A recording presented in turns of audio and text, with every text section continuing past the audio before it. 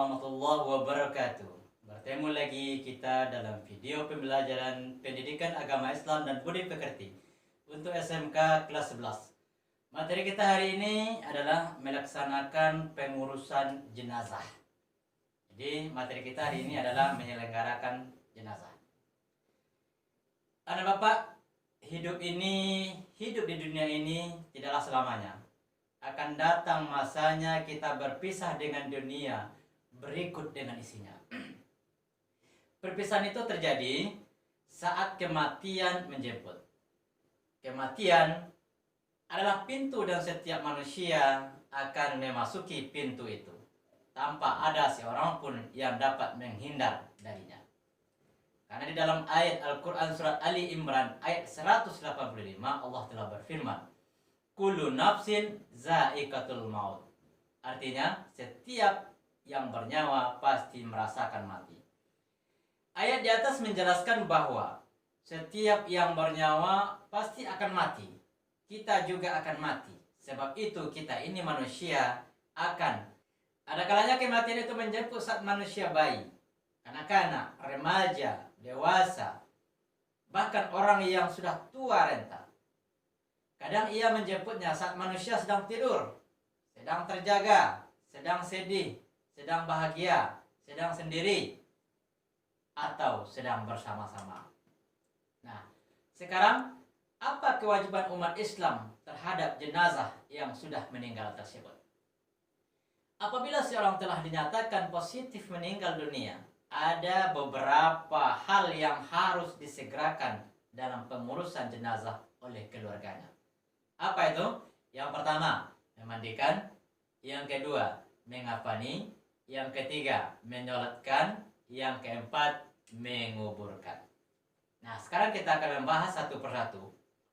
Yang pertama, kewajiban kita terhadap jenazah adalah memandikan jenazah. Syarat jenazah yang akan dimandikan itu, yang pertama, jenazah itu orang Islam. Apapun alirannya, apapun mazhabnya, ras, suku, dan profesinya, asalkan dia beragama Islam, wajib jenazahnya untuk dimandikan. Yang kedua, jenazah tersebut bukan mati syahid. Yang ketiga, masih ada anggota tubuhnya walaupun sedikit.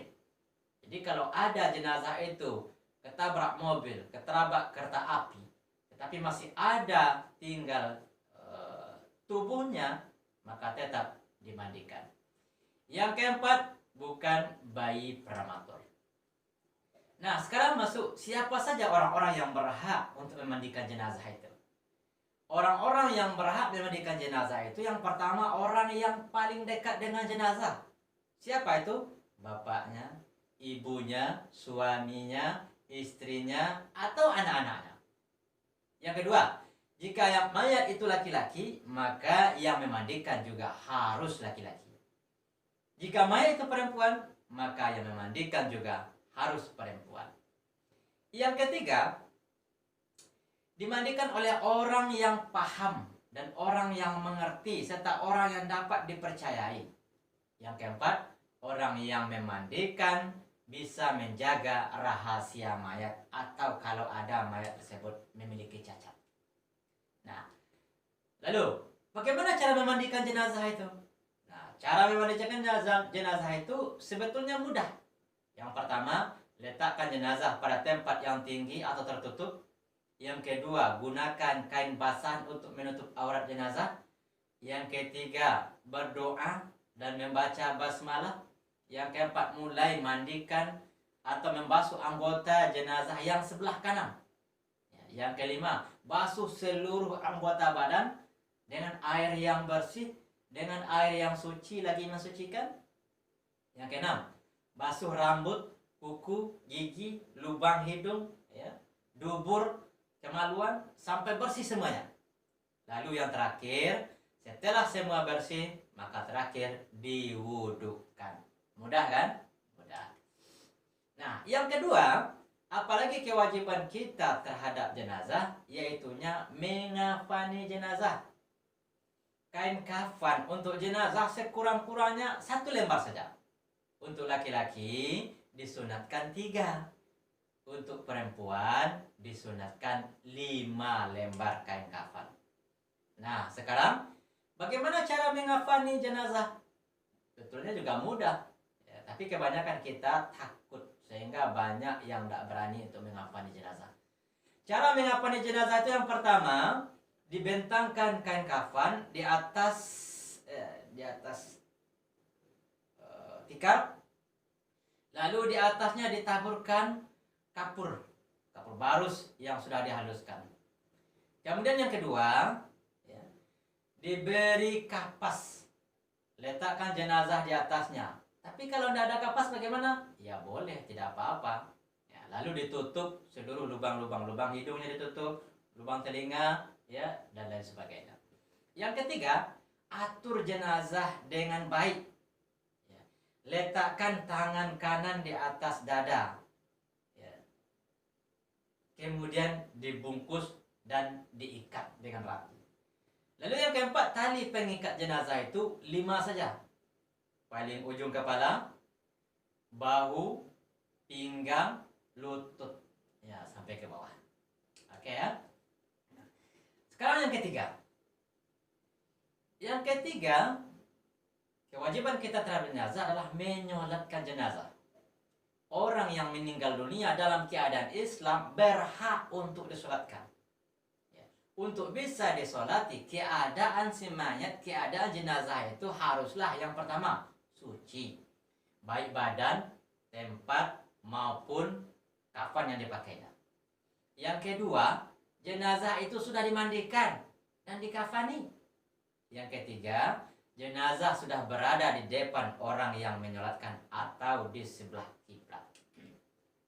Nah, sekarang bagaimana posisi imam ketika menyolatkan jenazah?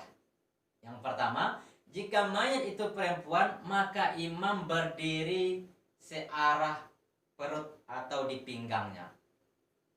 Kalau mayat itu laki-laki, maka imam berdiri di searah kepalanya. Ya. Nah, yang ketiga, disunatkan membuat shaf itu agak lebih banyak. Yang keempat, jika yang menyolatkan cuma sedikit, maka usahakan kita buat, ya, shafnya 3 shaf atau 3 baris. Yang terakhir, kewajiban kita terhadap jenazah adalah menguburkan jenazah. Anjuran perihal menguburkan jenazah, ada beberapa penjelasan yang harus kita ikuti. Yang pertama, jenazah itu disegerakan menguburkannya. Yang kedua, menguburkan jenazah itu sebaiknya di siang hari.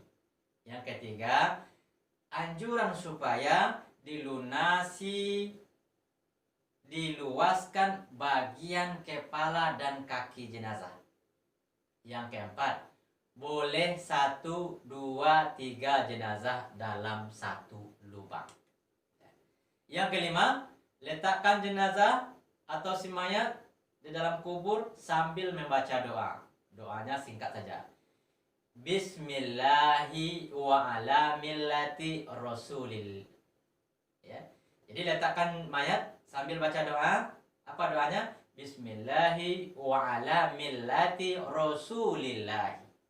Nah, yang keenam, kita dilarang duduk atau mendirikan bangunan di atas kuburan. Tidak boleh. Yang ketujuh, ahli waris menyelesaikan semua utang piutang mayat. Oke? Itulah pembelajaran kita hari ini. Semoga bermanfaat. Terima kasih. Assalamualaikum warahmatullahi wabarakatuh.